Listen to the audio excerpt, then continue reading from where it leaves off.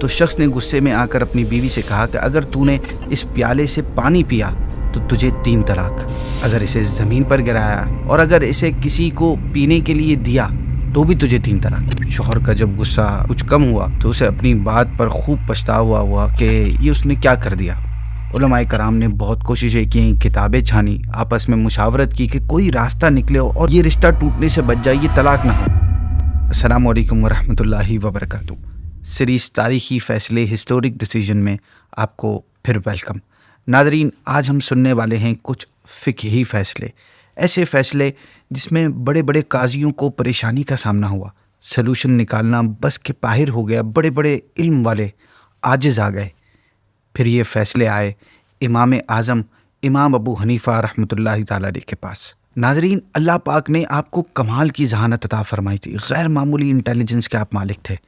امام علی بن عاصم رحمۃ اللہ علیہ فرماتے ہیں کہ اگر روئے زمین کے آدھے انسانوں کے ساتھ امام اعظم کی عقل کو تولا جائے تو امام اعظم ابو حنیفہ کی عقل ان سب پر غالب آ جائے۔ امام شافعی رحمۃ اللہ علیہ نے فرمایا کسی عورت نے امام اعظم جیسا کوئی جنا نہیں۔ ناظرین، تاریخ ہمیں آپ کے چند ایسے واقعات اور فیصلے بتاتی ہے جس سے ہمیں آپ کی علم اور آپ کی انٹیلیجنس کا اندازہ ہوتا ہے۔ آپ رحمۃ اللہ علیہ کے دور میں ایک شخص کا اس کی وائف کے ساتھ بڑا خطرناک جھگڑا ہو گیا۔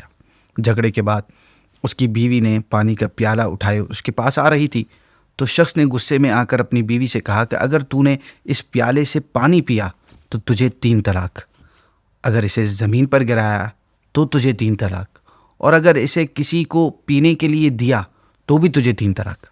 اب بیوی ہاتھ میں پیالہ لیے پریشان گھوم رہی ہے کہ اس پیالے کا اب کیا کرے گی، نہ پی سکتی ہے، نہ گرا سکتی ہے، نہ کسی کو دے سکتی ہے، تینوں صورتوں میں طلاق ہو جائے گی۔ شوہر کا جب غصہ کچھ کم ہوا تو اسے اپنی بات پر خوب پچھتاوا ہوا کہ یہ اس نے کیا کر دیا۔ علماء کے پاس دوڑا کہ کوئی حل ملے، کوئی جس سے یہ میرا رشتہ خراب ہونے سے بچ جائے۔ علماء کرام نے بہت کوششیں کی، کتابیں چھانی، آپس میں مشاورت کی کہ کوئی راستہ نکلے اور یہ رشتہ ٹوٹنے سے بچ جائے، یہ طلاق نہ ہو، لیکن کوئی حل نہیں ملا۔ علماء کرام مسئلے کا حل ڈھونڈنے میں مشغول ہیں اور وہ بیچاری عورت ہاتھ میں پیالہ لیے بیٹھی ہے۔ پھر آخرکار یہ مسئلہ امام اعظم امام ابو حنیفہ رحمۃ اللہ علیہ کے پاس لایا گیا کہ اب آپ ہی فیصلہ کریں۔ آپ رحمۃ اللہ علیہ نے اس کا فیصلہ یوں فرمایا کہ اس عورت کے ہاتھ میں جو پیالہ ہے اس میں کپڑا ڈال دو، ایسا کپڑا جو سارا پانی اس کا جذب کر لے، چوس لے۔ اس طرح کرنے سے تینوں میں سے کوئی بھی صورت پائی نہیں جائے گی، نہ عورت نے خود پانی پیا، نہ کسی کو پلایا اور نہ گرایا۔ اس سے عورت کو طلاق ہونے سے بچ جائے گا۔ آپ نے ایسا حل بتایا کہ اس سے اس عورت کو پانی سے چھٹکارا بھی مل گیا اور طلاق بھی نہیں ہوئی۔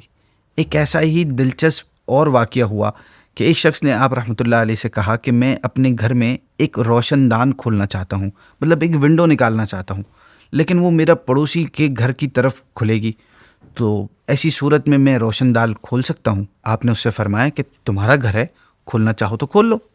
جب اس شخص نے ونڈو نکال لی تو اس کا پڑوسی اس شخص کو اس وقت کے جج کے پاس لے گیا۔ جج نے اس شخص سے کہا کہ تم یہ ونڈو بند کر دو، تمہیں اس کے گھر کی طرف ونڈو کھولنے کا کوئی حق نہیں پہنچتا۔ وہ شخص پریشان ہو کر امام اعظم کے پاس آیا اور صورتحال سے انہوں نے امام اعظم کو آگاہ کیا اور کہا کہ آپ ہی فیصلہ کریں کہ اب میں کیا کروں۔ آپ نے فرمایا پریشان ہونے کی کوئی بات نہیں ہے، تم ایک کام کرو، جس دیوار پر تم نے یہ ونڈو نکالی ہے اب اس دیوار کو مکمل توڑ دو اور اس کی قیمت مجھ سے لے لینا۔ اب ناظرین، وہ دیوار تھی تو اسے حق پہنچتا تھا کہ وہ اپنی دیوار کو توڑ دے یا اس کے ساتھ جو بھی کرے، لہٰذا اس نے وہ دیوار مزدور بلا کر توڑوانا شروع کر دی۔ اب اس کا پڑوسی دوڑا دوڑا جج کے پاس پہنچا اور یہ بات بتائی کہ پہلے تو صرف ایک ونڈو میری طرف کھلتی تھی، اب تو وہ پوری دیوار توڑا ہے۔ جج نے کہا کہ دیوار اس کی ملکیت ہے، لہٰذا وہ اپنی دیوار توڑنے اور مرمت کرنے کا حق رکھتا ہے، اب اسے ہم کوئی نہیں روک سکتا۔ اس شخص نے کہا کہ آپ نے پہلے ایک ونڈو کھولنے سے روکا تھا، آپ نے ہی فیصلہ دیا تھا جو ایک چھوٹی سی بات تھی، اب وہ پوری دیوار توڑنے پر آپ اسے جائز قرار دے رہے ہیں، یہ کیا ہے؟ جج نے کہا بات یہ ہے کہ تمہارا پڑوسی اس شخص کے پاس جاتا ہے جو میرے فیصلوں کو غلط ثابت کرنے میں کمال رکھتا ہے۔ اس بات سے جج نے نہ صرف امام اعظم کی ذہانت اور علم کے کمال کا اعتراف کیا بلکہ اپنے فیصلے کی غلطی کا بھی اعتراف کر لیا۔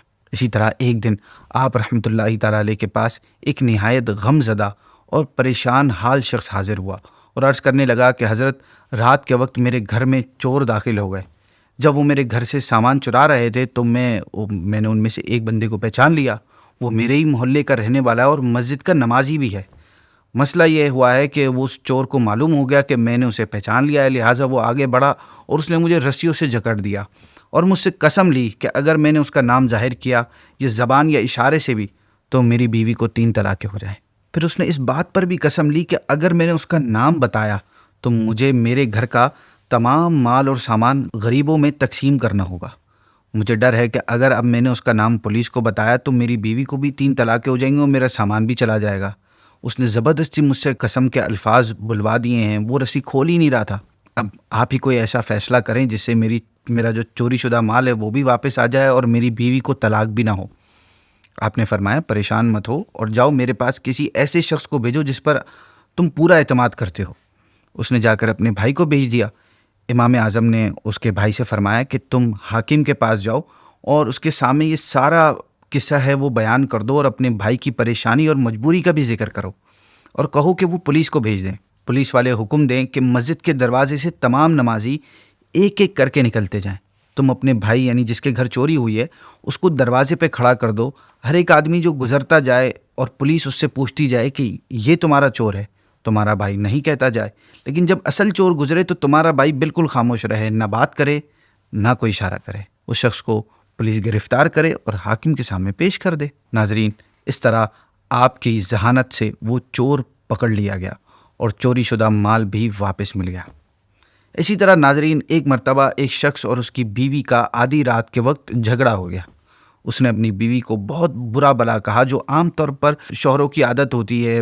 میاں بیوی میں جھگڑا ہوتا ہے تو ایک دوسرے کو کچھ بھی بول دیتے ہیں، اور خوب ڈانٹا. جواب میں ناراضگی کے طور پر اس کی بیوی نے وہی کیا جو نارملی بیویاں کرتی ہیں. اس نے اس سے بات کرنا چھوڑ دی. وہ گفتگو کرتا تو وہ چپ رہتی اور کوئی جواب نہ دیتی. صبح ہوئی تب بھی عورت کا وہی رویہ رہا، وہی بیہیویئر رہا.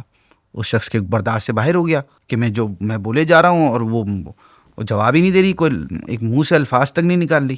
اب اس کے شوہر نے ایکسٹریم پر آ کر اپنی بیوی کو کہا کہ اگر تم نے آج رات ختم ہونے تک مجھ سے بات نہیں کی تو تمہیں طلاق ہے. اسے یہ ہوپ تھی کہ طلاق کے ڈر سے اس کی بیوی بول دے گی، لیکن وہ خاتون بھی بڑی ضدی تھی. سارا دن گزر گیا، کوئی بات نہیں کی. اب جیسے جیسے وقت گزر رہا تھا اس آدمی کی ٹینشن میں اضافہ ہوتا جا رہا تھا کہ وہ نے کیا کر دیا، اب کچھ نہیں کرے گا تو طلاق ہو جائے گی. میرے چھوٹے چھوٹے بچے ہیں، ان کا کیا ہوگا. اسے اپنی غلطی کا احساس ہوا اور بہت غمزدہ ہو گیا. چنانچہ وہ اپنی پرابلم کو لے کر امام اعظم کے پاس حاضر ہوا اور آپ سے کہا کہ آپ کوئی فیصلہ فرمائیں کہ میں کیا کروں، کوئی حل بتائیں. آپ رحمۃ اللہ علیہ نے فرمایا کہ تسلی رکھو، تمہارا مسئلہ حل ہو جائے گا اور تم اس پرابلم سے نکل بھی آؤ گے. پھر آپ رحمۃ اللہ علیہ نے ایک آدمی کو بلایا اور اسے کہا کہ تم ان کے گھر کے پاس والی مسجد میں فجر کے وقت شروع ہونے سے پہلے اذان دے آنا. لہٰذا ایسا ہی کیا گیا. جیسے ہی اس عورت کے کان میں فجر کی آواز گونجی، اس عورت نے فوراً سے خوشی کے مارے کہا، شکر ہے اس شخص سے میری جان چھٹی، اب میں آزاد ہوں. اس آدمی نے سکون کا سانس لیتے ہوئے، ابھی نہیں، ابھی تم مجھ سے علیحدہ نہیں ہوئی ہو، ابھی صبح ہونے میں کافی وقت ہے. یہ تو ایک راستہ تھا، ایک ہیلا تھا جس سے تم بات کرنے پر رضامند ہو گئی اور اب تم سے میرا رشتہ قائم رہے گا. اور اس طرح آپ رحمۃ اللہ علیہ کی اس شاندار فیصلے سے، بہترین ڈیسیجن سے، ایک بسا بسایا گھر اجڑنے سے بچ گیا. ناظرین، ان واقعات سے، ان فیصلوں سے ہمیں یہ سبق سیکھنے کو ملتا ہے. خاص طور پر شادی شدہ افراد کو یہ سیکھنا چاہیے کہ غصے میں کبھی بھی اپنے منہ سے ایسے الفاظ، طلاق وغیرہ کے الفاظ نہ نکالیں جو بعد میں پریشانی اور ریگریٹ کا سبب بن جائیں. اسی کے ساتھ ناظرین، ہمارے آج کی ایپیسوڈ اختتام کو پہنچتی ہے. انشاءاللہ آپ سے کل ایک نئے فیصلے کے ساتھ پھر ملاقات ہوگی. السلام علیکم ورحمۃ اللہ وبرکاتہ.